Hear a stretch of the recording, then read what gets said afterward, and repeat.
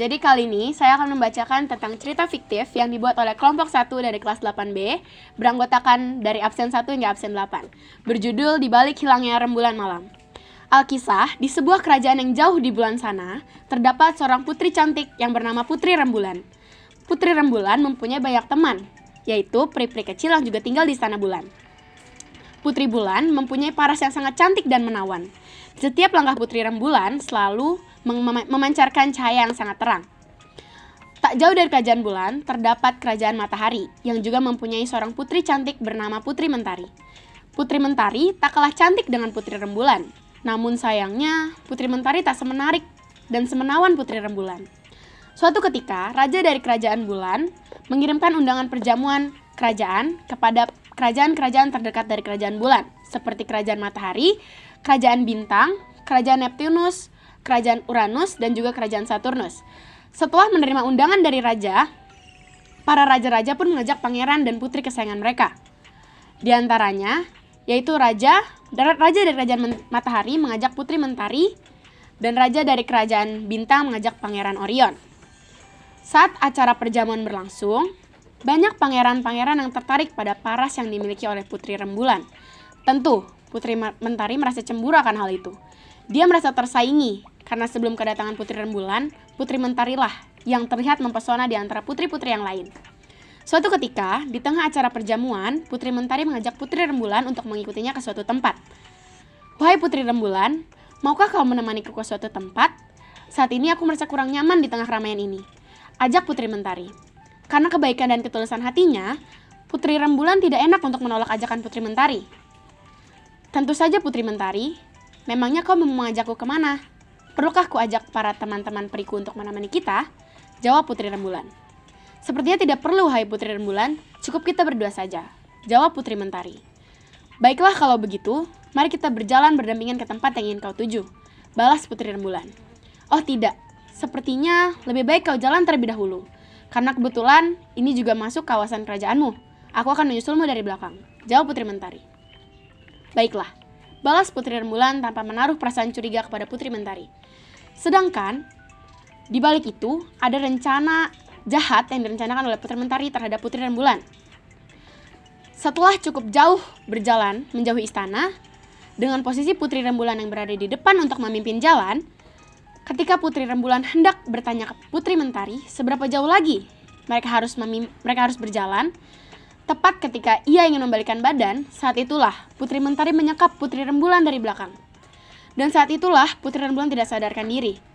Setelah mengetahui bahwa Putri Rembulan sudah tidak sadarkan diri, Putri Mentari bergegas membawa Putri Rembulan ke planet Semanggi, yang tidak jauh keberadaannya di antara kerajaan bulan dan kerajaan matahari. Setelah meninggalkan Putri Rembulan sendirian di planet Semanggi, Putri Mentari pun kembali ke acara perjamuan dan bertindak seolah ia tidak mengetahui apa-apa.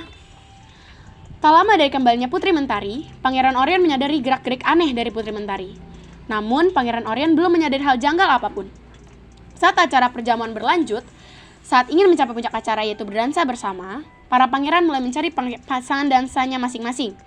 Putri Mentari yang sudah lama menyukai Pangeran Orion pun mengajaknya untuk berdansa bersama. Namun, Pangeran Orion tidak memiliki perasaan yang sama seperti Putri Mentari. "Maukah kau berdansa bersamaku malam ini, Pangeran Orion?" tanya Putri Mentari. Dengan sopan, Pangeran Orion menolaknya. "Maaf Putri Mentari, namun malam ini aku hanya ingin berdansa bersama Putri Rembulan." "Tapi mengapa Pangeran Orion? Bahkan Putri Rembulan saja tidak ada saat ini, saat sudah mau menjelang puncak acara seperti ini," jawab Putri Mentari dengan nada yang tinggi, membuat seluruh tamu undangan menoleh ke arahnya. "Ya, kau benar. Di mana Putri Rembulan?" sadar Pangeran Orion sembari berteriak dan mencari ke sembarang arah. Suasana mulai tidak terkendali setelah Pangeran Orion sadar akan hilangnya Putri Rembulan. Sang raja yang menyadarinya pun ikut panik. "Kukerahkan kalian semua untuk mencari putriku, dan kutunjuk kau Pangeran Orion untuk memimpin pencarian ini," perintah Raja Bulan kepada seluruh pasukan istana, bersama juga dengan pasukan yang dibawa oleh Pangeran Orion. Setelah mencari ke penjuru istana, pendesaan, dan bahkan negeri bulan, para pasukan tidak menemukan keberadaan Putri Rembulan. Pangeran Orion berinisiatif untuk mencari keberadaan Putri Rembulan sampai keluar dari negeri bulan, karena mengingat gerak-gerik aneh yang dilakukan oleh Putri Mentari. Mari kita mencari putri rembulan ke planet Semanggi. Aku menduga bahwa putri rembulan berada di sana. Perintah Pangeran Orion. Sementara di kerajaan bulan, Putri Mentari yang panik pun segera kembali ke Istana Matahari tanpa sepengetahuan siapapun. Kembalinya ke Pangeran Orion dan pasukannya. Dan ternyata benar dugaan Pangeran Orion. Mereka melihat putri rembulan yang tergeletak lemas sendirian di planet Semanggi. "Rembulan!" teriak Pangeran Orion. "Orion, itukah dirimu?" ucap putri rembulan terkulai lemas. Pangeran Orion pun berlari mendekati putri rembulan. Menyadari kedatangan Pangeran Orion untuk dirinya, putri rembulan mencoba untuk bangun dan mendekat kepada Pangeran Orion. "Diam di sana, Bul, biar aku yang kesana," ucap Pangeran Orion. "Bul," itulah sapaan akrab yang diberikan Pangeran Orion kepada putri rembulan. Semakin dipercepat langkahnya. Sampai di depan raga putri rembulan, Pangeran Orion segera memeluk tubuh putri rembulan yang terasa sangat dingin sembari menenangkannya. "Nyaman rasanya berada di pelukan Orion," ucap putri rembulan di dalam hati. Sama seperti Pangeran Orion, putri rembulan juga memiliki sapaan akrab untuk Pangeran Orion. Ion, itulah sapaan akrab yang diberikan putri rembulan. Setelah dirasa cukup tenang, Pangeran Orion pun bertanya apa yang sebenarnya terjadi kepada putri rembulan. "Apa yang sebenarnya terjadi, Bul?" tanya Pangeran Orion dengan sangat lembut. Putri rembulan pun menceritakan semuanya. Setelah mendengar cerita dari putri rembulan, Pangeran Orion pun sangat tersulut emosi. "Segera kirimkan pasukan untuk mencari Putri Mentari di negeri Matahari.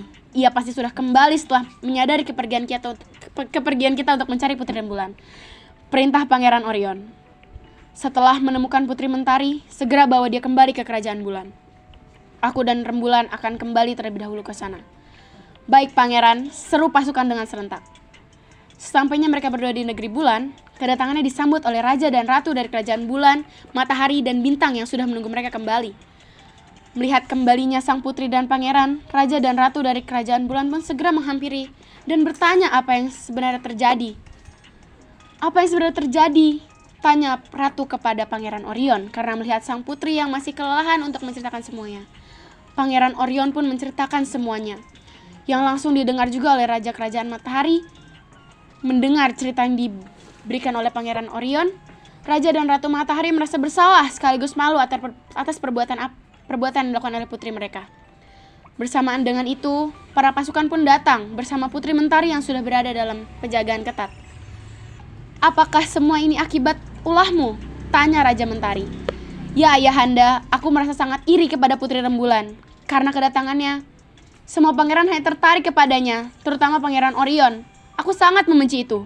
Aku rasa lebih baik Putri Rembulan pergi saja selamanya. Pasti semuanya akan kembali berpihak padaku."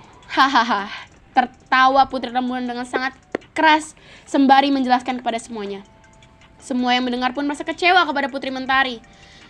"Ayah benar-benar kecewa denganmu, Mentari. Kau harus dihukum," ucap tegas sang raja dari kerajaan matahari. "Bawa dia kembali ke istana dan kurung dia di ruang bawah tanah," perintah tegas sang ayah kepada para pasukan. "Aku benar-benar meminta maaf atas apa yang telah diperbuat putriku terhadap putrimu," ucap Raja Matahari kepada Raja dan Ratu, serta juga Putri Rembulan. "Ya, tidak apa, kami akan memaafkanmu. Namun dengan satu syarat," jawab Raja Bulan. "Apa syaratnya? Katakan saja," balas Raja Matahari. "Tolong untuk menjauh dan putuskan semua kerjasama kita," pinta tegas dari Raja Bulan. "Baiklah, jika itu maumu, aku akan melakukannya. Sekali lagi, aku meminta maaf atas apa yang diperbuat oleh putriku," balas sang Raja Matahari. Mereka pun pergi meninggalkan negeri bulan. Setelah itu, Rembulan dan Orion pun menjadi semakin dekat. Meskipun merencanakan tentang pernikahan, dan mereka pun hidup dengan sangat bahagia di planet Semanggi dan membangun kerajaan baru yang dipimpin oleh Raja Orion dan Ratu Rembulan. Baiklah, itulah cerita yang sudah kami persiapkan untuk podcast spesial dari kelas 8B. Terima kasih, sampai berjumpa lagi.